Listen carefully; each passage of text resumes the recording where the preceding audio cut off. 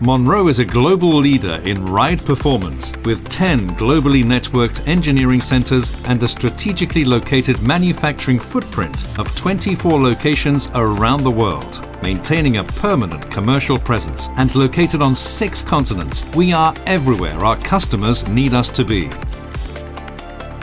In this episode, we're going to see how to perform a good diagnosis of the most common shock and struts customers' claims. We will study why those problems appear and what their main effects are over the suspension performance and how to avoid them in the future. Let's start. The case of failure of the pneumatic self-leveling shock absorbers broken by their pneumatic rubber spring is due to the habit of completely emptying the air from the pneumatic springs when the vehicle is not loaded. This causes the rubber of the pneumatic spring to stick to the metal, that when working in compression and rebound cycles, heats up and ends up cracking the rubber due to the excessive friction. Any crack at the rubber spring creates an air leakage that makes the shock absorber useless for compensating the height of the vehicle when the vehicle is loaded. Due to the fact that this failure is caused due to a wrong usage of the product, this failure, explained in the user manual supplied inside the product box, cannot be considered a manufacturing warranty. Another very common problem encountered during the shock absorber analysis is that of shock absorbers that have lost paint on one side of the shock absorber's housing. This problem appears when the silent block type shock absorbers are mounted on the vehicle with the wheel assemblies hanging freely, a situation that occurs very frequently in workshops equipped with 2-post lifts, where the axle is not held with an easel or a hydraulic jack.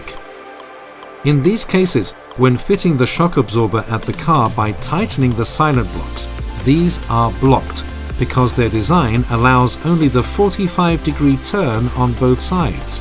This occurs because when the car is lowered to the ground, the axle tries to recover its normal driving position by turning more than 45 degrees due to the weight of the car, but the silent block rotates only 45 degrees, therefore it becomes blocked, not being able to turn anymore. This means that the shock absorber can't work straight anymore, which generally blocks the movement of the shock absorber due to the friction of its components, leaving the characteristic mark of lack of paint on one of the sides of the shock absorber. In extreme situations when the pressure is too high or the vehicle goes over a road obstacle such as a speed limiter, the silent blocks can reach their limit and they can break, releasing all its pressure, going out from its location and creating noise under the vehicle. The correct assembly of all the inclined shock absorbers for passenger cars follows a very similar process. The first step is to remove the shock absorbers from the box and extend the new shock absorber distance as indicated by the manufacturer's datasheet. That is a specific distance from the center of the top silent block to the center of the lower silent block. Once this has been done, mark on the body of the shock absorber with a marker the position of the edge of the dust cover. After this, fit the shock absorber in its final position on the vehicle, fixing it to its upper and lower fixation. Proceed tightening those bolts slightly in order to allow its rotation freely. Once this is done, push the wheel assembly with the help of an hydraulic jack. Push it up to the shock absorber's dust cover, the mark we painted before. Then, at this point, proceed to apply the appropriate tightening torque, indicated by the manufacturer's technical sheet. After mounting the tires and returning the vehicle to the ground, the vehicle is ready to work safely again. There is another situation that could cause the same problem.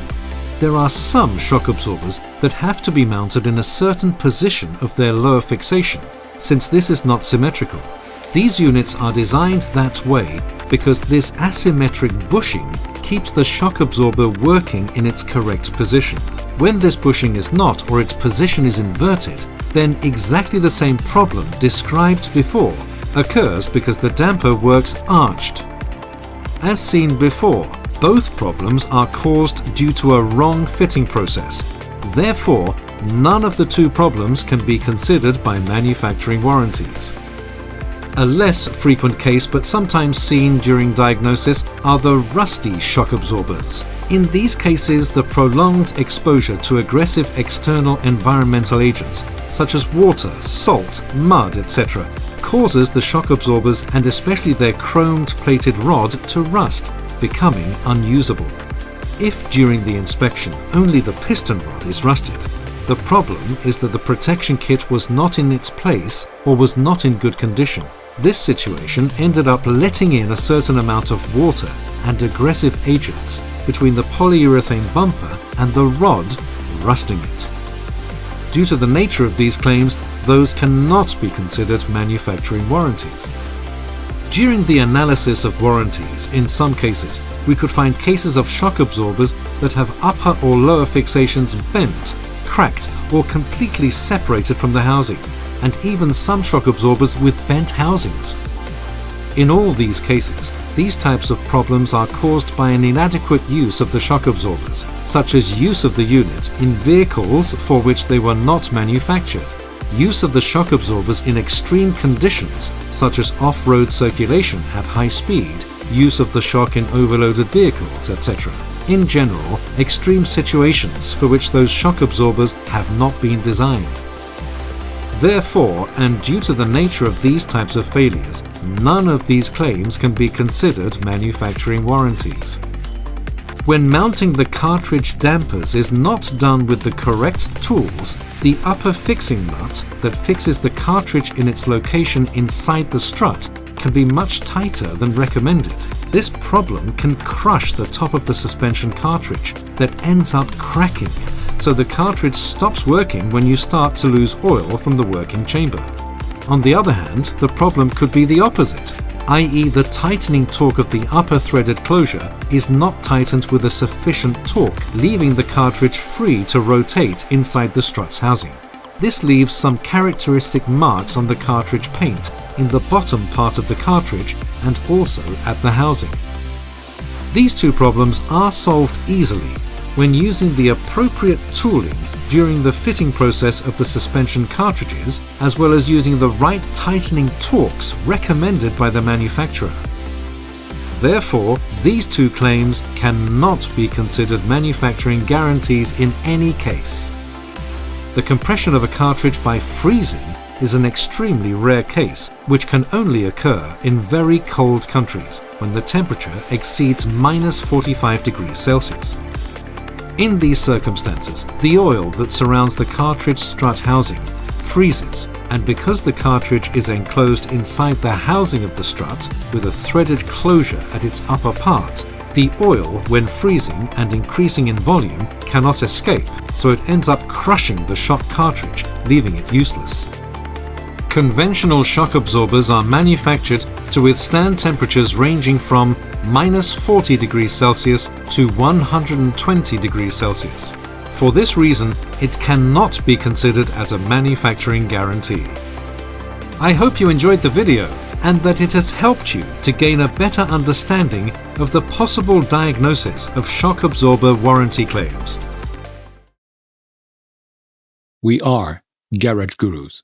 Join our community, follow us on social media. Thanks for watching this video. The video description contains all the relevant links.